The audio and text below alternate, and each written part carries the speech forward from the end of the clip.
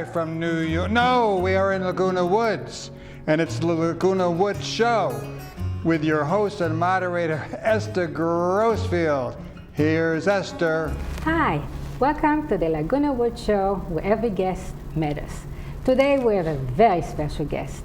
He's an actor, a singer, and a teacher, and his name is David Deering. Hi, David. Hi, how are you, Esther? So nice to have you here. Thank you so much for inviting me. You know, first time when I saw you was 4 years ago. When we first moved here, we went to the Woodstock event, and here you are singing. Right. What a wonderful band. You were singing and people were so happy, and you made people feel like dancing. Well, that's what we are. We're music for dancing fools. So the name of your band is? The Village Midiots. How did you come up with the name? It's very interesting how we came up with that. We use MIDI files, which are synthesized. We have more instruments than you see on the stage. And so we have a guitar player, 2 guitar players, harmonica, percussion, keyboard player, but we have no drummer or no bass player. So those have to be added to our mix, okay? And since we are the Midiots and we live in the village, we are the Village Midiots. And when I type it, it comes up, the Village Idiots, of course. This is such a smart name. It really is. Very we smart. Like it, and we're referred to as the Midiots, and we've been around a while, and people know us, okay? And they say, what are the Midiots doing? How are the Midiots doing? They say, we're good, the Midiots are still good. So, you know, we're looking forward every year to the Woodstock here in Laguna Woods. And you actually went to the real Woodstock. I did. 1969. 1969, yes. 47 years ago, next month. Yes, I remember it well. How did you find out about it? My ex-wife wanted to visit her sister who lived in New York City, okay? And we lived in Western New York, probably about 5 or 6 hours from New York City. And we suggested to my sister-in-law that we'd like to go to Woodstock. She said, "Oh, I'll get tickets."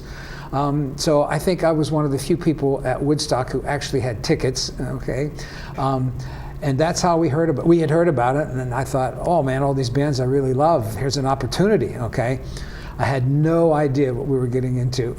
Was it like the first day? You were there since the beginning? We were there. We were there before 90% of the people, okay? I had an old Mercedes-Benz, and I had a friend who worked at camp, and he was going to bring a tent, okay, a 12-person tent, and we were going to meet in Monticello at high noon, okay? We got to Monticello at high noon, and of course we were supposed to bring all the food and beer. So we got into Monticello at high noon. I met my friend Paul, and there was a traffic jam pretty much all the way to Woodstock, okay? So I went over to a state trooper, New York State Trooper, and I said, "Just what's the lowdown here?" I said, we would like to go see the concert. He said, "Do you have tickets?" And I said, "Yes, we have tickets." He said, "Show me," okay? So I showed him my ticket, okay? And he said, "Follow me." And he went not the main road into the festival, but around this back road, back dirt road. We were there in 20 minutes. We got there, there was nobody around, very few people around. He took us right by the lake, all right? And I said, "Thank you very much." And we set up our tent, and we were there for 3 days. 3 days? Lots of food, lots of drink, okay? Lots of rain gear, because we heard it might rain. We were totally prepared. So you didn't see Jimi Hendrix because he was Monday morning? Yeah, he was late. Yeah, he was late. Yeah, he was the last one. Yeah. Oh my God. My ex-wife and her sister left. Okay, they left sometime early Sunday, but I stuck around for a while. But my friend had to take his tent back because he had to be back at camp with his tent on Monday. So, and I was thinking about staying in the car, which I did for a while, and then I said, "The roads are clear. I'm tired and dirty. I think I'll just go." It was one of the major mistakes of my life. Really? Really, yes. Why, because of Jimi Hendrix? Because of Jimi Hendrix, yes. Yep. Yeah, so Saturday night, it was like, I mean, from Sunday like at 2 o'clock until all day yeah. and all night. Yeah, right straight through. Yep. Did you Yep. sleep? Yes, I slept. I slept some, okay, but mostly I was there for the music. And once the rains came and people started clearing out, all right, I mean, you could get right up near the stage. You'd see they make eye contact with these musicians. It was really very cool. Oh, how close were you to the stage? At the beginning, because we went up early Friday, and it was really close to the stage Friday, okay. But then Saturday, I think it started around 2 o'clock Saturday. Yes. We didn't get up there until later, okay. And we were pretty far from the stage. Pretty far from the stage on Saturday, but not far enough. Probably, if you can imagine the stage at Verizon and the lawn seats. Okay, we were probably in the lawn section. We were that far away, but there were lots and lots and lots and lots of people behind us. So we felt we were doing pretty well. You could see. Oh yeah, we could stage. see. Oh yeah, we could see. Yep. Yeah. Yep. So. Yeah. So and then I heard that they had candles. They were giving around candles because it was so dark. Yeah. There were lots of candles, and then there were lighters at concerts, and now there are cell phones at concerts. Okay? Oh yeah. So yeah, it was very dark. But we lived. We were staying not far from. Actually, we did live because we were in that big tent, not very far from the stage. Okay. When we got up there originally back on Friday, there was nobody taking tickets. The fences had started to come down. Really? Okay, yeah, but I had my ticket in my hand. It's a good thing I did, otherwise that state trooper wouldn't have let us in. You're so lucky. So you saw all the bands, almost like you saw CCR. I did, yeah. John Fogerty, Creedence Clearwater Revival, saw Janis Joplin, saw The Who. Janis Joplin. Yeah, How Janis was she? unbelievable. Really? She was just unbelievable. And by that time, we were actually pretty close. And I said to myself, this is a muddy mess. Okay, the music's great, but my goal is to see every one of these artists outside of Woodstock. Okay, Oh. and I got through about maybe a third of them until a couple of them passed away. Okay, Hendrix, of course, Joplin passed away. But I did see, I really did see several of the acts outside of Woodstock in subsequent years, which was very cool. And recently I saw The Who up at Staples Center, maybe a month ago. Oh, really? Okay, yeah, and I remember them Wow. from 1969, 47 years ago. Were they and as here they good? are. Were they as good? They were surprisingly good. I was very impressed. Yes, they can still rock. Wow. Pinball Wizard and I Can See for Miles and Baba O'Reilly. I mean, all really, really good stuff. And they performed really, really well. I was very happy. Glad I went. I wasn't going, okay? Isn't it I just, something? I'm going to go see The Who. And it was a great concert. Really, really good concert. And somebody named Melanie. Melanie Was there. Candles in the Rain. Yes, yes. And Crosby, Stills and Nash, that was their first gig together, and with Neil Young, of course, Yeah. okay, who is now out in Palm Desert, okay, along with Paul McCartney for the desert trip. Really? Yeah, coming up in October. So Are a you lot gonna of these go and see musicians. them? You can't get close to a ticket for that. Oh, okay? really? They're- And then they were must be- sold out in 5 hours. They did another weekend, sold out again.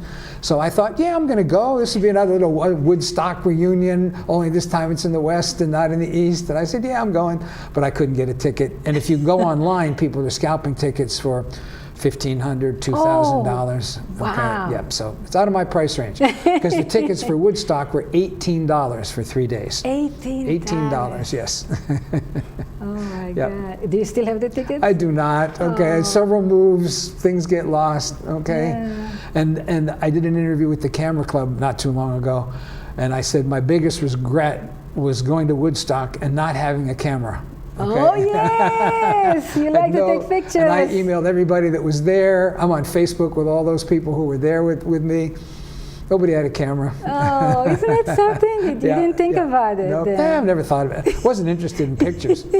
But I started taking pictures in 1970, right after the concert. Yes. So, So, did you have like a band or something before you went to Woodstock? Were you into music before that? Yes, not so much rock and roll. I sang in several musicals, did some community theater, sang in college. So when I came to Laguna Woods, I thought, oh, I want to do theater, okay? And then the opportunity came along to be in a band, and so I took advantage of that, and here we are.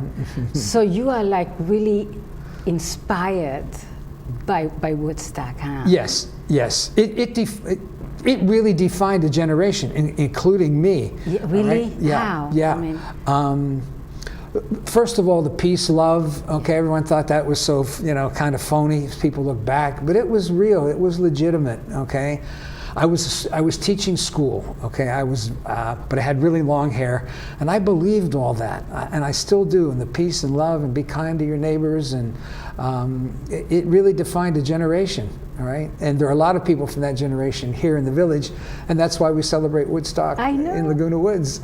So you had long hair? Oh, I had really long hair. Really? I was teaching school, as I said, and I got an observation.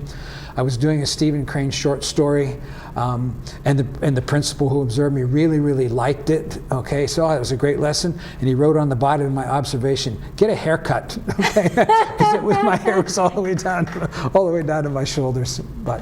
Were you wearing suit with your long hair? No, I was a rebel. I just wore a shirt, and he told me once, so if you ever want to get anywhere in this profession, dearing, you got to wear a jacket and tie and cut your hair. But I managed okay in the profession. Wow. So what else? What was like the band that you think that was like really touched you? There were three bands, and I can't remember the exact order, but Janis, Creedence, and The Who, and Sly and the Family Stone were all kind of grouped together. There may have been an act or two in between that. But I thought, wow, it doesn't get any better than this, right? And Janis was brilliant, Sly Stone was brilliant, Creedence was really good, and The Who was just, they did a lot of music from Tommy, did Pinball Wizard, and Roger Daltrey's in his open-chested, leather-fringed jacket, okay, with really long hair, and he's twirling the mic, and I'm saying, now this is rock and roll. This is good stuff. I like that. Yeah, the mic it was exciting. It was exciting. Okay. Yeah, and Santana was there. Santana, I've seen Santana at least 3 times since then. Yeah, because he's local. In Las Vegas. I saw him in Vegas. I saw him in upstate New York at a local place called Saratoga Performing Arts Center. I saw him there. And I saw him in Vegas, and I saw him one other place, which I can't recall, but he was great. It was always good, and they played. Santana was very good. They played when the rain was coming. They did some really good drum music as the clouds were coming. Okay, it was very cool. Oh my God, really? It was a very cool experience. Yes. So was the Woodstock? Did they have a cover, or they all? They had a cover. They had a cover for the band. Okay. Yeah. Only it was only partly effective because when these thunderstorms came, there was an unbelievable amount of wind accompanying them. Okay, and so everybody had to get off the stage. Speakers and things were blowing over. Papers were blowing away. So for a couple of those thunderstorms, it was really pretty intense. Really? Yeah. Wow. And they blew a couple of fuses, and good stuff. Wow. Good memories. Yeah. So. Maybe give me an opportunity to mention the fact that we have a wonderful new clubhouse too, a totally renovated clubhouse too, and the Midiots are playing for the opening ceremony on September 9th at 2 o'clock. Be some opening ceremony, so I'd like to invite people to come around and see that. Wow, I'm so excited. I love your band. Thank you. Such a wonderful band you have. Thank you, Esther. And now you have Pamela there? Yes, we have Pamela. What a great addition. Oh, what a great addition. God. She's very musical. She plays several instruments and I does didn't wonderful know. harmonies. Yeah, she plays keyboard and guitar. Okay, Oh, I didn't we know. haven't taken advantage of all her talents yet, but we're very, very happy to have Pamela. Oh, my And Mark God. Hochberg, of course, and, Yes, yes. and Bill and David, and we get along very, very well together. In fact, we have rehearsal tonight. When did you start the band? I think we started around 2010, okay? I was involved in theater, and I thought something fun. Since it was the 40th anniversary of Woodstock, I said, let's do a Woodstock celebration, okay? You started it? Yes, Was your idea? not the Woodstock, not the Boomers Woodstock, Oh, but oh, another, but a theater thing we Yes, did yes, for. yes. Oh. And three of us sat down and wrote music from the generation of Woodstock, and I sang two Rolling Stones songs. I sang "Honky Tonk Woman" and "Satisfaction," and a friend of ours, Linda Nearing, said, "Oh, I know a couple guitar players. Oh, I know a couple other musicians, and you sing. Maybe we can get together and form a band." So that's exactly what we did. We got together and formed the Midiots, and then of course we added Midiots. keyboard player Mark Hochberg, and now Pamela, who has been a real asset to the I band. know, we saw you. I mean, it was, oh, you guys are so wonderful. Thank you. Really, really. Thank you. And we have fun. That's mainly why we do it. Yeah. When you were at Woodstock, how far were you from one person to the next? May I tell you a little story? Yes. Okay. I went up Saturday, and the other people decided not to go up. Okay, that's why maybe I was a little far away.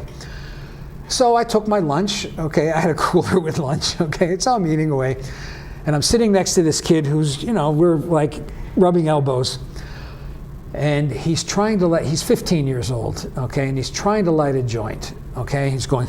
And he's shaking because he's cold. The rain is not coming yet, but we know it's coming. So he's shaking really, really hard to light this joint. And I reached in my cooler and I said, "Would you rather have a cheese sandwich rather than smoking that joint?" And he went, "Oh, okay." And he took that cheese sandwich and he just devoured it. So he was right next to me. We were all kind of packed together. Oh, really? Yeah, was that very, close? Yeah, very tight. Yeah, It very was tight. very close, Yeah, huh? yeah. And until later, and then it kind of Slowly, people left or A lot of something. people left. Okay, I didn't slide in the mud, I didn't go nude in the lake, and I didn't do any drugs except alcohol. Scouts honor. What, beer or something? Oh, lots of beer. Beer yeah, and lots wine? of beer. I mean, Yeah, I lots guess of you beer, cannot lots of mix. wine, probably a little vodka. Wow, Yeah. you must. It was a great time, and at night after everything was finished, people would pass where our campsite was, because we were so close, because we got there so early. So I'm sitting out on the hood of my 60 Mercedes, my 10-year-old Mercedes. I'm sitting out there drinking beer, watching everybody go by. "Hey, far out, man! How was that? Oh, that was really groovy." Just enjoying every minute of it. That's so wonderful. It was very cool. This was once in a lifetime type of experience, huh? There were other concerts, okay, Yeah. but nothing that equaled Woodstock. I mean, there was Altamont out here that turned a little ugly. Really? Yeah, there was Why? a stabbing. Oh my God, this is ugly. That was not good. And there have been several attempts at doing a Woodstock revival.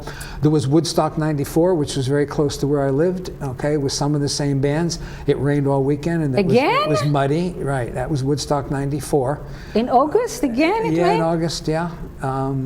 And that was a mess. Did you go? I did not, okay. I lived a half an hour away at that point. And why didn't you go? Because it was a mess. It wasn't organized. Who's going to show up? Nobody's going to show up. And the inevitable comparisons with the first Woodstock. Yeah. I just said, I'm not going. And then on Saturday afternoon, it kind of cleared a little bit. And I had a bicycle. So I said to my wife, I said to Susan, I said, I'm just going to ride down there on my bicycle, okay? Just to see what's going on. It was like an hour ride on the bicycle. And I looked, and the clouds started to roll in again. I said, not going. And I didn't go, and it was a mess.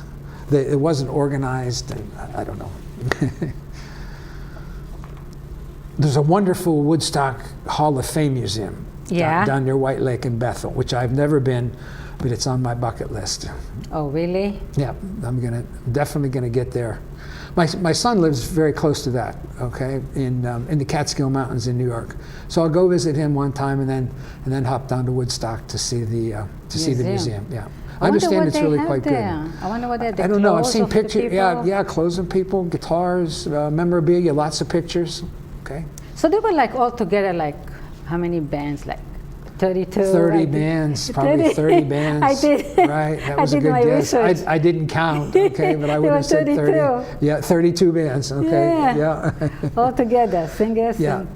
And the way it was organized and the way they managed to get from one band to the other with different sound equipment, different instruments, was really all very brilliant, I thought. How did they do that? I don't know. They were, once they realized that the concert was free and they were going to have 350,000 people there, okay, I guess they made a plan, and the plan really seemed to work. I don't recall large gaps, okay, except of course when it thundered and lightning. But even in the rain, okay, thunderstorms in upstate New York pass quickly, right? And there were lots and lots of intervals of sunshine. So it was just not 3 days of rain and mud. I saw a picture with Joe Cocker. Joe Cocker. Mm-hmm. Yeah, he was wet. Yeah, he was singing. Yeah. He did that Beatles song with a little help from my friends. Yes. Iconic song. And Joe Cocker just passed away recently. I know. Yeah. I know. All these legends are fading, unfortunately. Yeah. But I have great memories, no question, really, really good memories. And I'm glad I went. Oh my God, okay? I'm sure. Maybe you can write a book. I've thought about it because I really do have lots more stories to share, but maybe I'll put together at least a little something. Yeah? Yeah, you can write a book about it. What else? Oh, and the Grateful Dead. Oh God, the Dead. And to tell you the truth, I was not a Dead fan. I was not a Deadhead back then. I'm so much more Deadhead now than I was in 1969.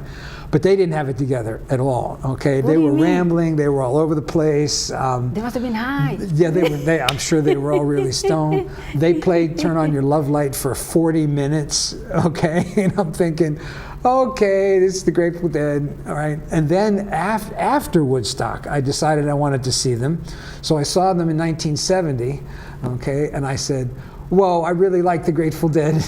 So I have, I can't tell you how many Dead albums I have.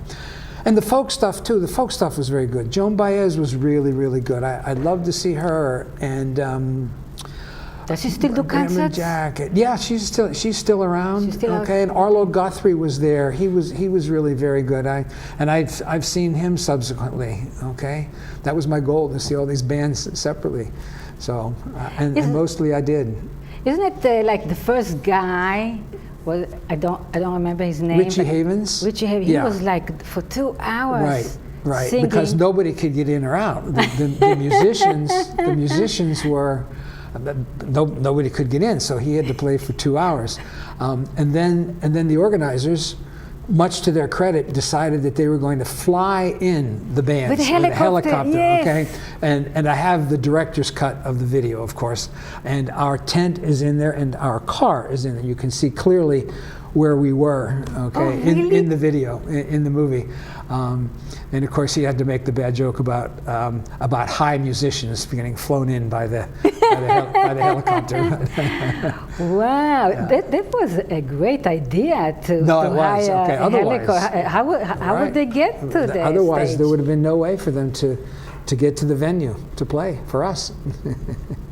So, do you have any projects going, like with the acting? Do you have anything going? Yes, actually, and this is going to air in August, I understand, and the Old Pros are doing a Shakespeare celebration. This is Shakespeare's 400th year, okay, of Shakespeare, and we're doing a Shakespeare extravaganza with music and dance and singing, a slideshow, lots of acts, lots of scenes from plays that people would know and some from scenes that people would not know.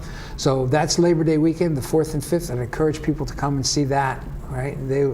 those Shakespeare aficionados who have come to see us do Twelfth Night and As You Like It and Hamlet Macbeth. Okay. I saw you in one of them.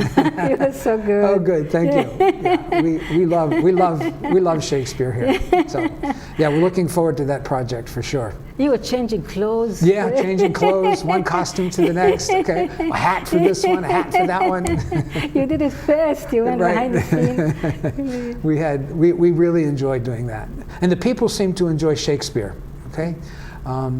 And since we do it live, I always maintained when I was teaching Shakespeare to my students, I said, we can read this play and we can sort of figure out what's going on, but to see it, to see it performed is really the best way to understand Shakespeare. So I was trying to show them a video or video clips or clips from plays so they could visualize what Shakespeare looked like rather than just hear it, okay? Wow. And that's what we try to do in the village here. Wow, 400 years ago, and we still right. think Still that he's very, the best, very popular. Still very popular. Yep. And one of the things we're doing is there are probably, I don't know, maybe 70 or 80 or even maybe close to 100 words and phrases that Shakespeare brought into the language. So we're going to share some of those. Okay? One fell swoop. Wow. That's Shakespeare. Yeah. So what else? So anything else besides that? I don't know. That's going to kind of keep me busy for the next couple months. Okay. You do so many things. And who knows? Okay, who knows what I know is ahead for us? Okay, for the band and for the old pros. Okay. So the band is going to be in September. September 9th. Yeah. At the grand opening of Clubhouse 2. We're on the back patio. Oh my God! I'm looking forward to that. Oh my God! Okay. Are you going to be the only band, or? Yes. Yeah. We're the only band. There's other music. Okay. And some scenes. The old pros are having a room, and there's some others. Recreation can give everybody the information they need for that. We ran out of time. So we're excited. We ran out of time. Well, thank you for coming. It Thank was you so for having me, enjoyable Esther. to It's have good to talk to you. Thank you. And that's going to conclude our show for today.